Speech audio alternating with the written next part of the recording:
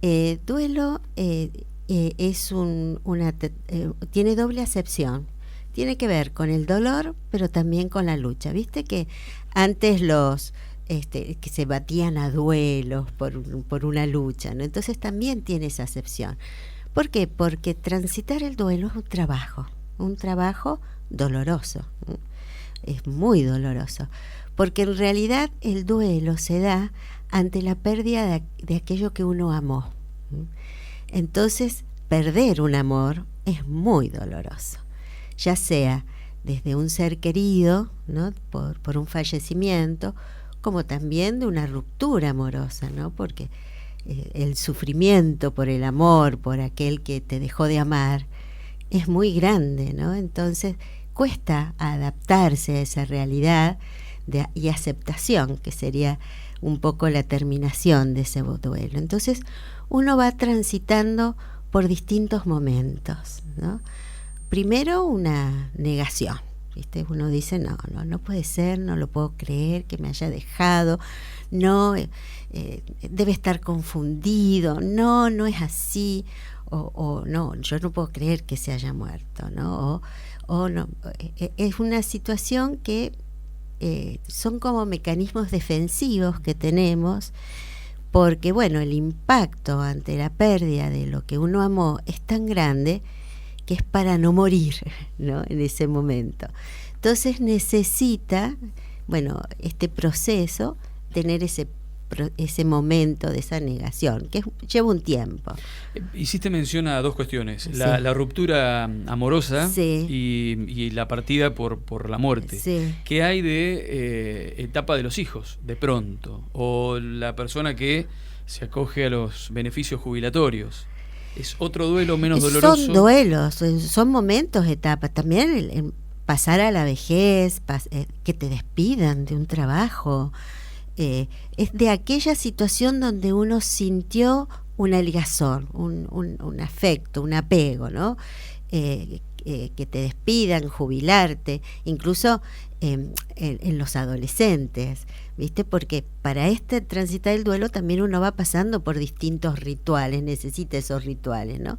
Y viste, los adolescentes que empiezan con el UPD, el último primer día, porque transitan todo el año el duelo de despedirse de una etapa de la vida, de muchos de tener que irse de Villegas, de empezar algo desconocido, de perder a los amigos, los padres, ¿no? De que nuestros hijos no vivan más en nuestras casas y se vayan tempranamente, porque vivir en el interior es más tempranamente todo esto, ¿no? A los 18 años. Entonces, todo lo que implique una situación de pérdida de una situación o de una parte de su cuerpo con uno mismo, las personas que sufren amputaciones, ¿no? También transitan un tiempo doloroso hasta la aceptación de esta nueva realidad, que nos cuesta, por eso, ¿no? Esto un poco es por qué nos cuesta tanto aceptar aquello que hemos perdido. Aún sabiendo que inevitablemente va a suceder.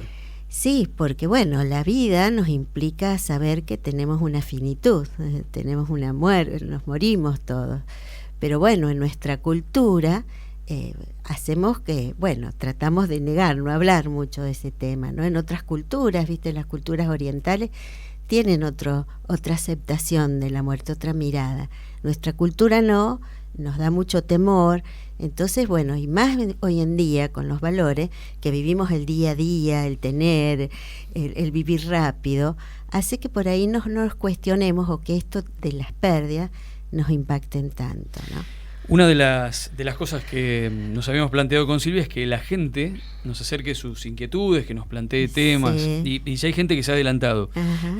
Para quienes nos estén oyendo en este momento y quienes sí. nos vayan a ver luego a través de Distrito Interior, el teléfono es 3388-672080. Y uno de los mensajes dice, ¿cómo se hace para superar la partida de un hijo? Bueno, creo que es la situación más dolorosa que uno pasa en la vida, es el punto de mayor impacto que tenemos en nuestra vida. Y es precisamente transitando el dolor, ¿no? Uno pasa primero esto mismo, nos cuesta muchísimo aceptar esa realidad, por eso la negamos. Después pasa por un momento de bronca. El mismo proceso de duelo nos lleva a una bronca, a un sentimiento de decir, bueno, ¿y esto por qué pasó?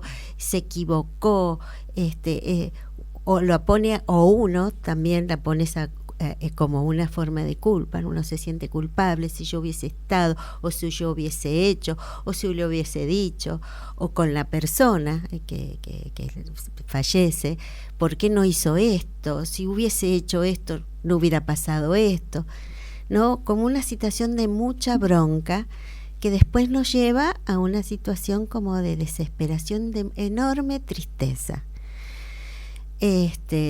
Porque bueno, uno siente ya que la pérdida es irreparable, que el otro no va a estar más. Entonces es tan doloroso psicológicamente eso, que obviamente nos lleva después a otro punto, porque ¿qué es lo que pasa? El recuerdo del otro nos invade, entonces no podemos dejar de pensar, ¿viste? Hay un autor argentino psicoanalista que habla muy bien de esto, que a mí me gusta mucho, que se llama Rolón. Él dice que hay como un fantasma que nos habita en nuestros pensamientos, como que aparece y hace que en vez de pensarnos nosotros, estemos pensando constantemente en el otro. Eso se ve mucho en el enamorado también, ¿no? Que uno no puede sacárselo de la cabeza. Hasta que llega un momento que ese fantasma se convierte en recuerdo. ¿Esto qué quiere decir? Que uno nunca va a olvidar a aquella persona o aquello que perdió. Lo va a recordar, pero desde otro lugar. Y ahí viene la aceptación, que sería como la aceptación y la finalización, por así decirte, del duelo, porque en realidad va a quedar como recuerdo de aquello que nos dio, de aquellos que nos brindó, de aquello de lo que compartimos.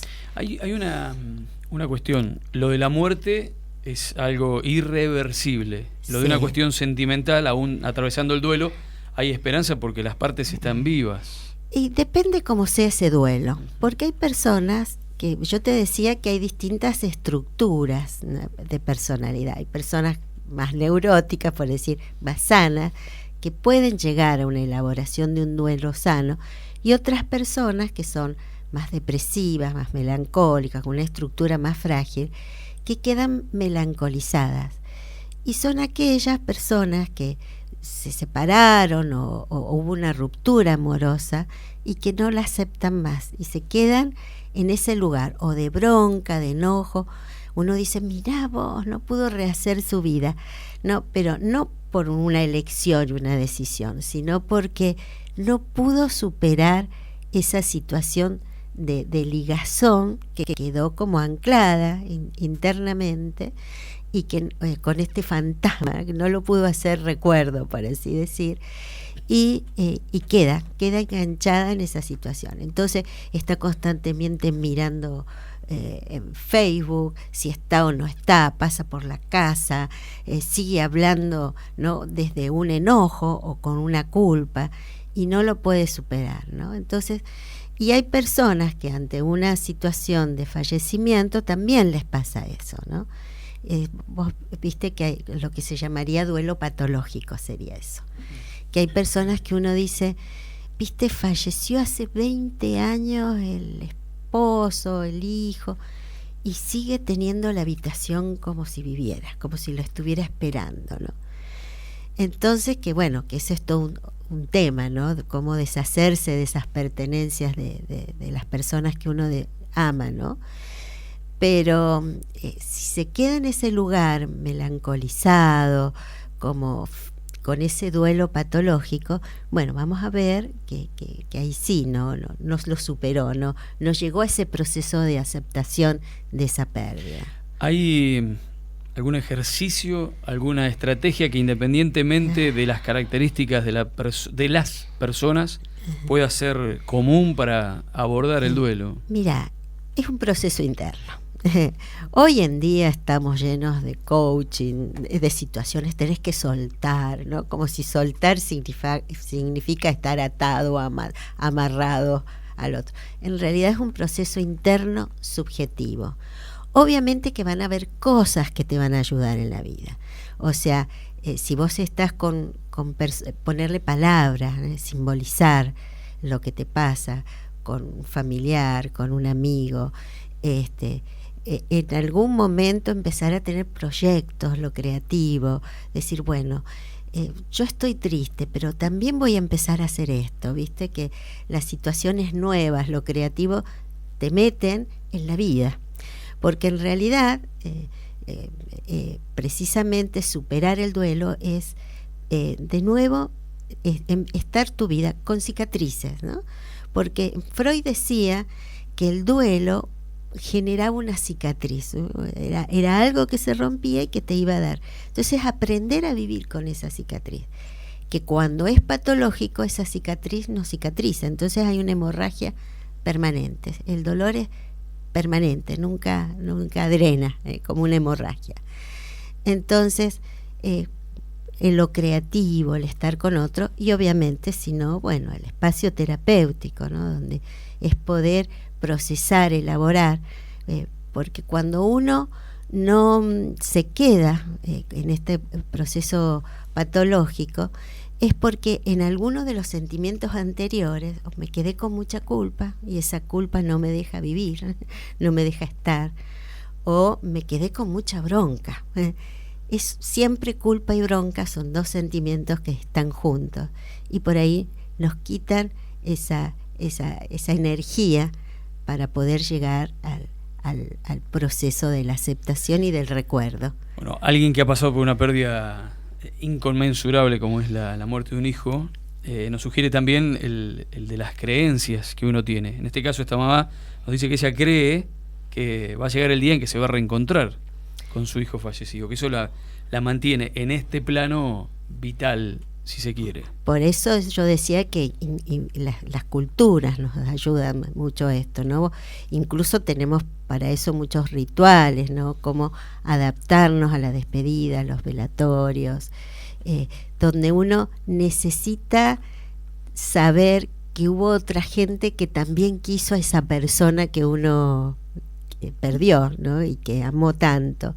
Entonces eso también ayuda, como decir, bueno, mirá, qué bien, ¿no? A tener como a resignificar esa imagen interna que uno tiene de esa persona. Y obviamente que sí, que la religión, para muchos, la fe, es decir, saber que en algún momento va a estar, es sanador, alivia ese dolor, por supuesto. Pero también, bueno, esto mismo, ¿no? De seguir viviendo con esa cicatriz, que significa ligarse a la vida, ¿no? Si uno se queda melancolizado, es como se muere con el otro estando vivo. Hablar a los temas, exteriorizar lo que nos produce. Sí, por supuesto, sí, porque uno necesita simbolizar y nosotros simbolizamos lo que nos pasa a través de la palabra. Es muy importante que hoy en día, viste que hay muchos que digan ni hables o sustituyen enseguida, de decir, bueno, esto me produce dolor, me lo saco de encima, sin hacer ese proceso, y en realidad el dolor va a seguir porque es subjetivo, es interno. ¿Cuánto ayuda o no el llorar? Y bueno, es... El utilizarlo hasta sistemáticamente. Claro. Es una manera de sí, sacarlo. Bueno, cuando uno tiene dolor, llora, está triste. Entonces uno tiene que manifestarlo. El tema es que muchas veces, bueno, tiene que ver con los tiempos, con los momentos. Uno no está triste todo el día, no está triste en todo momento. Hay situaciones, vos salís al patio y sentís que el olor a jazmines y te recuerdan ese olor a, qué sé yo, a la persona, o entras en algún lugar y es como que de golpe decís, no está. Bueno, lleva un proceso, ¿no? La realidad te va mostrando con el tiempo que esa persona no está, entonces adaptarse lleva su tiempo. Y hay muchas cosas que pasan. Bueno, una de ellas es que te quita energía el duelo, porque el dolor, entonces no estás con la misma energía. cuando uno va superándolo, sentís que está más vital, que podés reírte, que podés encontrar espacios donde te sentís bien. Entonces ahí uno va viendo que ya está en el proceso. Hay muchos que dicen cuánto dura. Es subjetivo, ¿no? Depende de cada persona, pero si ya después de 2 años una persona sigue como en el primer momento del duelo, ahí podemos hablar que bueno, que ya se está melancolizando y hay que tener como una alerta, ¿eh? El proceso más o menos te lleva un tiempo, ¿no? Y obviamente depende de la magnitud de aquello que se perdió, porque si estás triste porque tuviste una relación que duró 3 meses y está 2 años llorando, bueno, no va eso, ¿no? O sea, está bien que tengas un proceso, pero lleva un momento que hay que terminarlo, ¿no? Salir de esa melancolización y esa tristeza eternizada, por así decirlo. Hay, supongo, habrá casos, ¿no?, en los que hay como una perpetuidad respecto a lo que se siente. Sí. O personas con tendencias a la melancolía también. Claro, ¿no? la persona melancólica es aquella persona que hizo o hace un duelo patológico, donde en realidad no puede salir de ese dolor. No significa debilidad, claramente. No, es una enfermedad, te diría, ¿no? Cuando ya quedamos, ¿no? Ahí entraríamos lo que se llamaría una depresión, entonces ya es un trastorno como una melancolía.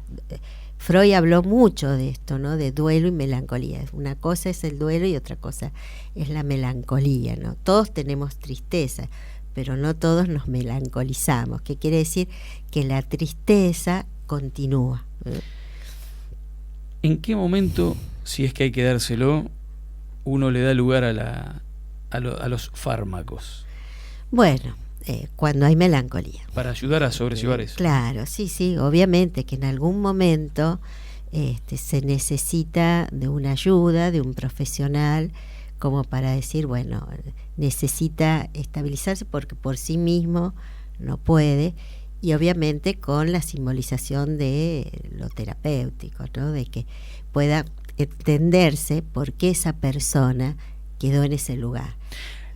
¿Qué sentimiento? Si fue la culpa, fue la bronca, algo no resuelto que tuvo que ver con eso. Nada lo justifica, ¿no? Pero hoy asistimos con horror, por lo menos de nuestra parte, cada vez que, y lamentablemente es con mucha frecuencia, el tema de un femicidio, antes llamado crimen pasional. Sí. Lo mismo cuando alguien decide terminar con su vida porque claramente hay una frustración. O sea, esta especie de receta, de consejos que estás dando muchas veces choca con esta otra parte que es, entiendo, un extremo tremendo. Sí, son, ¿no?, trastornos patológicos importantes. Para, ¿no?, llegar a esa instancia. Para llegar a esa instancia se habla mucho, bueno, hoy en día se le pone bipolaridad, en otras épocas psicosis maníaco-depresivas. En realidad son patologías de grado importante, cuando hablamos de esto de que no, los femicidios que hacen como un brote psicótico, como este caso que hubo ahí en Villa Crespo, ¿no?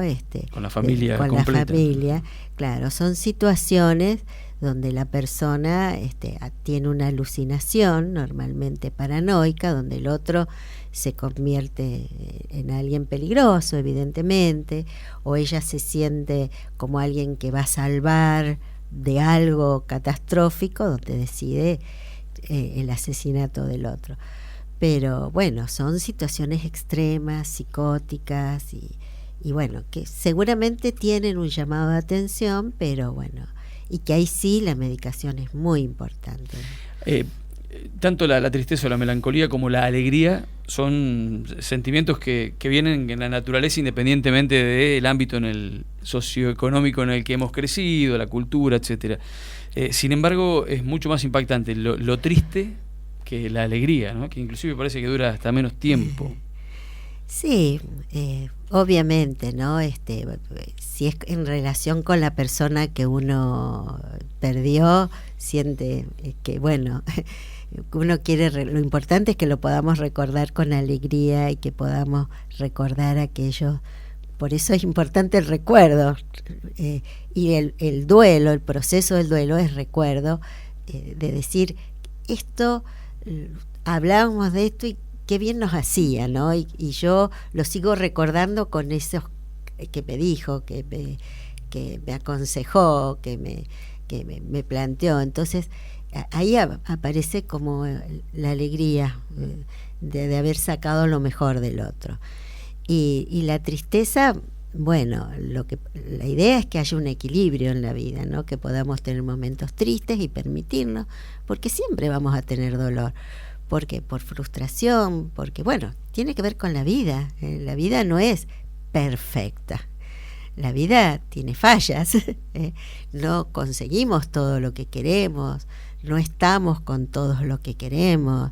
Entonces, llegar a esa aceptación de que bueno, que la vida es imperfecta y que nosotros también lo somos, ¿no? Que también fallamos, que también nos equivocamos, que por ahí también no estuvimos cuando a lo mejor el otro nos necesitó, porque no pudimos, porque no nos dimos cuenta. Bueno, todo eso es procesarlo, porque si no aparece ese autorreproche tan negativo que tiene que ver con la culpa, que tampoco nos deja estar bien, nos deja ser felices, ¿no? Entonces, bueno, es todo un equilibrio, ¿no? Que no es fácil para nada. El tener como leitmotiv son cosas que pasan sin frivolizarlo o minimizarlo puede contribuir muy también, importantísimo, ¿no? Los proyectos, un sentido a la vida, eso lo han dicho todos los filósofos, ¿no? Que es muy importante, que tiene que ver con el deseo, ¿no? Precisamente vivir es desear. El deseo, para el psicoanálisis, es la palabra clave, que significa esto mismo, el sentido a la vida, algo que a nosotros nos llena, nos da felicidad. Esto que hablabas vos de la felicidad. Aquellos que decís, bueno, yo voy a la radio, como hablabas, decían que tenías un montón de trabajo, cansado porque no das abasto, pero que el salir al aire, el comunicar, te da esa felicidad. Y que a lo mejor aplaca otras cosas, ¿no? Pero ese lugar nos da un sentido, ¿no? Un sentido de decir, bueno, de la vida. Esta es mi vida, esto es lo que yo elijo, porque el deseo tiene que ver con las elecciones. Estoy con la persona que deseo, que elijo. Entonces, obviamente que eso es vivir. Cierro con esto. Hay una manera, sentimentalmente hablando, preventiva para estar atentos con la guardia alta, las defensas altas, para cuando nos toque atravesar un duelo, justamente. Y mira, yo creo que es muy difícil decir, bueno, yo estoy preparado. Tiene que ver, obviamente, subjetivamente cómo es cada una de las personas. Es un proceso y cómo uno tuvo esa ligazón con esa persona. Sí te podría decir que hay duelos y dolores, volviendo a la pregunta, que no estamos preparados, que es a la muerte de un hijo. Eso me parece que es lo que menos podemos. Uno puede aceptar la muerte de un padre, sabe que son más grandes, uno está preparado para algunas cosas, pero me parece que la muerte de un hijo es aquello que menos podemos prepararnos, porque para nosotros es inimaginable. Entonces, obviamente que, bueno, cuando sucede, desgraciadamente, es como transitar ese dolor para que podamos llegar en el recuerdo, en el consuelo, y bueno, ¿no? Y poder vivir. Para con quien, esta cicatriz, perdón, ¿no? Claro. Cierro con esto. Quien hoy, que nos está oyendo, que nos va a estar viendo, está en medio del duelo, por cualquier motivo, ¿qué sugerencia como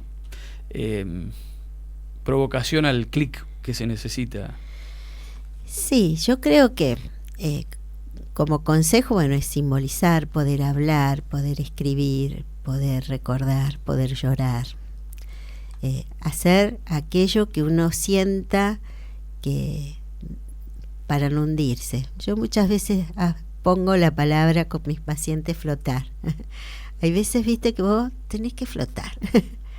Después, de a poquito irás nadando para llegar hasta la otra orilla. Y el flotar implica darse ese tiempo para no hundirse. Es precisamente. Y obviamente que es... cada uno tiene sus recursos. Por ahí uno necesita estar un tiempo solo, pensar. Por ahí uno necesita, yo no, estar solo en mi casa me ahoga, salgo y hablo. Otros necesitan, qué sé yo, escuchar música. Cada uno tiene sus recursos, ¿no es cierto? Y es respetarse eso. Pero bueno, obviamente es transitar todos estos momentos que los vamos a tener. Negar, estar enojados, estar con culpa, estar triste, hasta, bueno, resignarnos, aceptar que vamos a vivir, porque la realidad nos impone, ya no está, la situación no está más, de que vamos a vivir con ese recuerdo de lo vivido. No hay edad para esta cuestión, ¿no? Claramente. No. Todo, vivir pasa por pasar duelos. Cuenta alguien por acá, dice, sirve escribirle y contarle cosas. Entiendo que es una mamá que ha perdido un hijo, ¿no? Por supuesto, cada uno tiene sus recursos para conectarse con el recuerdo, con la persona que uno quiere, ¿no? Escribir, que es resignificar, simbolizar la existencia del otro, pero también aceptándolo que no está en este plano, por lo menos, en este plano de vida, ¿no? Si a lo mejor está en otro plano, pero es la aceptación de que no está en este plano. Bueno, es algo absolutamente natural que nos pase.